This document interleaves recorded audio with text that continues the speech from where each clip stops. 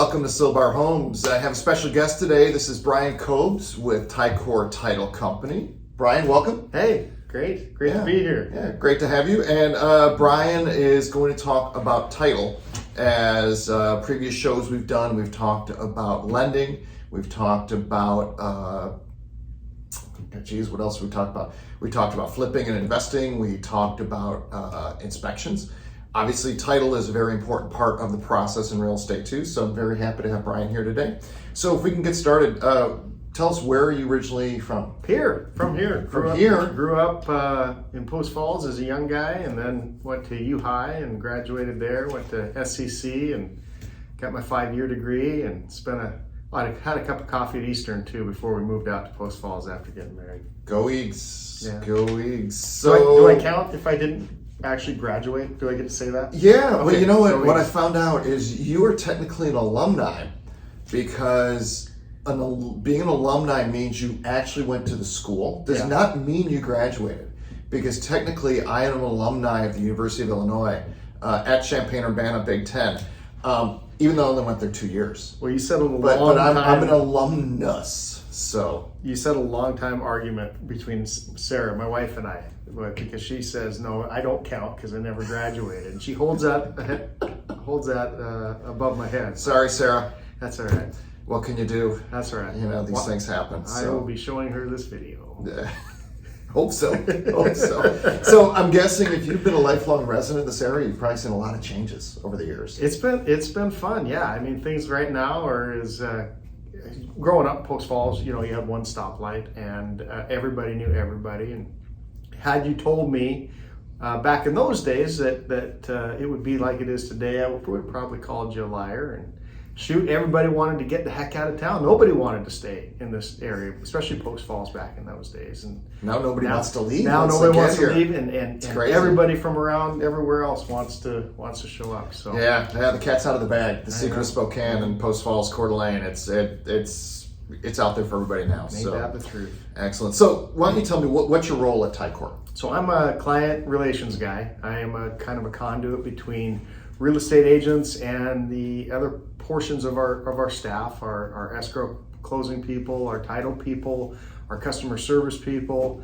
Also work with loan officers as they're trying to get deals pushed through or acquire title insurance. So I problem solver, maybe. Okay. First line of offense or defense. Okay. How do you look at that? Okay. So for first-time home buyers or people who aren't familiar, can you kind of tell us more about Ticor Title as a company? Yeah. So Ticor's part of a larger conglomerate, Fidelity National Title Group. They own a bunch of different title and escrow brands, including Chicago Title and Fidelity National Title and Lawyers Title, and there's a handful of other ones. They're the largest in the country and issue more title insurance than anybody else. Excellent. And that's one of the reasons Ticor and Brian and his team are my go-to title company, because I just like that they're across the country. So I work with a lot of clients who are moving here from the locations, and it just makes it convenient. Depending where they are, it's possible for them to go into a local office that's affiliated and actually do their signing there. We can always send a mobile notary out, but it's always kind of nice to be able to offer that if they're coming from a larger city and maybe there's a Ticor office close by, to actually do the signing there. So, Sure. So if you could tell us, why is title critical in real estate? Well, if you're a buyer in the market, you want to make sure that when you buy the home you're getting is going to have a title free of encumbrances. It's going to be clear, and you're going to be able to market that to somebody else.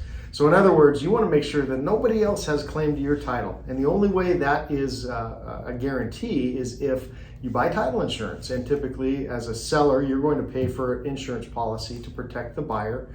We're going to go ahead and look at a history of the title of that property, and we're going to look at everything that might affect it, and things that are going to affect it in a negative way going forward. Things like a current loan on the property, or a judgment, or a lien, or some sort of cloud on that title. We're gonna clear that using our escrow teams to before the transaction's closed.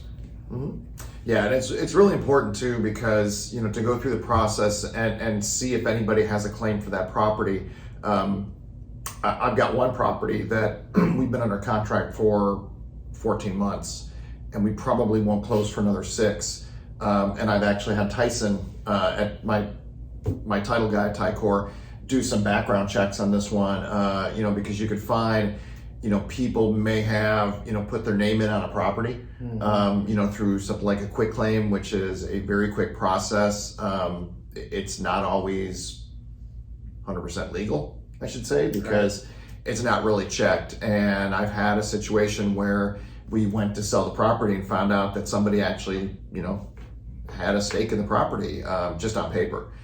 So it took lawyers to go through, getting that all resolved. But it's really important, because the worst thing a realtor can do is work with a buyer or a seller, go 30, 40 days into the process right before closing and find out you can't sell the property because somebody else has a lien on it. Could be somebody else who thinks they own it. Could be a past contractor who's got a contractor's lien on it. So it's critical that you do that as early as possible, because it's going to save you time later. Yeah, absolutely. Yep. So let me jump ahead in questions, because you just answered my last question with the last answer, which is great. Cool. Appreciate that. Overachiever. Absolutely. So getting away from your work and your personal life. Okay. So you're kind of known, for your spontaneous vacations. Can you explain, how did this all come about? Well, I think initially we just liked road trips, and we'd plan road trips like everybody else would. And then as we were cruising along, there were times, or quite often, where we'd say, man, we'd like to go check this area out, or we'd like to go see that, and say, man, we just don't have enough time, because we got to be to this next place where our reservation was, where friends were waiting, where we had tickets to go see an event, whatever the case may be. And so we said, hey, what if we did this? What if we just took off one day? We got 10 days to spare, and not have any plan of where we're going, except for maybe a direction, and just try it out. And for the last, 5 or 6 years, we've been doing that, and we've got to see some amazing places that we never would have even thought about going to.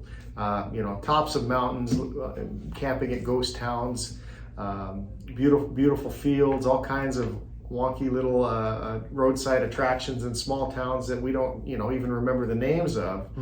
And for every 3 or 4 of those, we do have to sleep in the at a rest stop or something like that along the way. There's pluses and minuses to doing it this way, but at the end of the day, it's always exciting. You never know what's coming up next, and we try to do one of those a year. That's crazy. I love that. So have you ever, so in the planning process, although there's not a lot of planning other than packing, do you and Sarah ever say, just, we're going to go east, we're going to go south, we're going to go west? Or have you ever just got in the car and said, okay, and just made the decision there once you got in the car? We literally have sat in the driveway with the motor running, the minivan loaded up with a bed and back, the dog ready to go, and said, okay, which direction? Which way do you want to go? A lot of times we'll eventually kind of have an end destination in mind if it works out. We've gone as far as Chicago. We've turned around at, we've gone to Tijuana, we've gone to Las Vegas. I hope to get down all through Colorado on different trips. But most of the time it's just, what do you want to do tomorrow? That's excellent. I love that. So you said that you guys have camped in ghost towns. Did you ever have any experiences, ever see anything or hear anything that you couldn't explain? Just bears. Just bears. I didn't actually see any ghosts. It could have been a ghost bear. I don't know. But you do see the trash turned over in the morning and stuff like that. There's not a lot of people around in some of those remote areas. But I haven't come across any type of poltergeists yet. She's come over to my house. You got some? I'm pretty sure I saw the former owner of my house, and I've heard her dog twice. I have seen her, and it was weird. I heard the dog the first time, and it didn't really click. Yeah. And I looked at my dog. I'm like, where are my dogs? My dogs were in front of me sleeping as I was watching TV. Asleep. and I heard the claws clicking on the floor, and I heard dog tags, and my dogs don't have dog tags, so they have just harnesses that when I take them for walks. But then the second time I looked through the passage into the kitchen, and I actually saw a form walking. Oh no! Which looked like an older woman, which I bought the house from. And then I heard the same clicking, and dog tags follow. Oh no! One of my dogs was sleeping in the bed in front of me. I looked, the other one's by the front door on the other bed.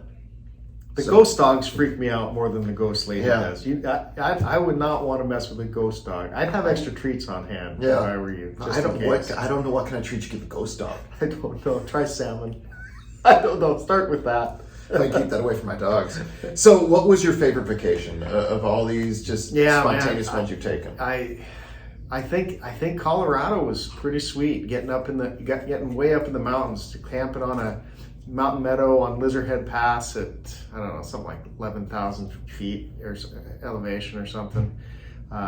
We'd pass campground that's full through the summer, and all of a sudden we get up to this, I think it was just Department of Forestry or something, just area that you could hang out. There's a half a dozen rigs that are all spread out. They all got their own area, and so cool little towns. Durango, Silverwood, if you like the little tourist towns, there's plenty of that stuff there. But it's just so doggone beautiful, and quiet and peaceful. So yeah, there's a lot of country to see. Yeah. It's a cool way to go. I don't know if I'd ever have the guts just to get in the car and go. There's always a Motel 6. True. Although you're probably better sleeping off in the car in many of those nowadays. I worked in the hotel industry for way too many years. I forgot about that. I wouldn't say I'm picky on my hotels. I'm critical of my hotels. I will stay in a hotel that I will never come back to. I will not leave and ask for my money back. I just won't come back. Just how I roll. Other people are just like, they'll walk in and they're like, nope, not having it, and try to walk out. But if Motel 6 does want to sponsor this video, I have stayed in some wonderful Motel 6s as well, and I'm happy to tell those stories. So Tom Bodette, give us a call anytime. We'll leave the light on for you.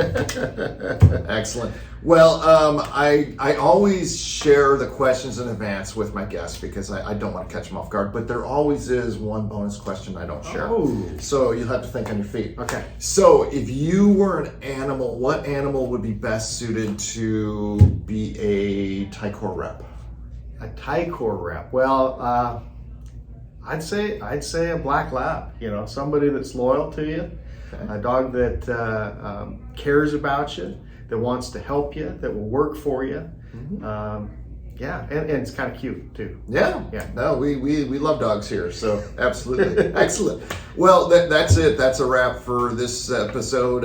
Thank you, Brian Cobes with Ticor Title, of joining us. I'll have Brian's contact info on the screen in a moment. If you want to reach out to him, you can always reach out to me and I can put you in touch with Brian and his team.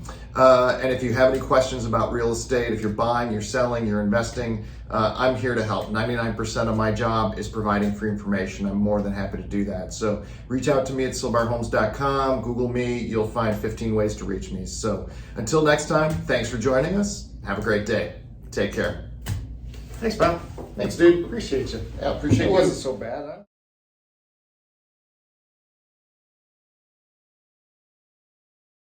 huh?